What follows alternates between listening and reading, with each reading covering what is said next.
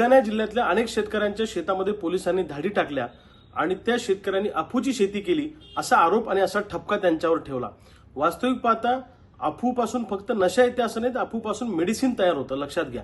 आणि मध्य प्रदेशसह इतर राज्यांमध्ये अफू लावण्याची शेतकऱ्यांना परवानगी आहे, त्याचे प्लॉट दिले जातात, परंतु महाराष्ट्रात अफू लावायची परवानगी नाहीये।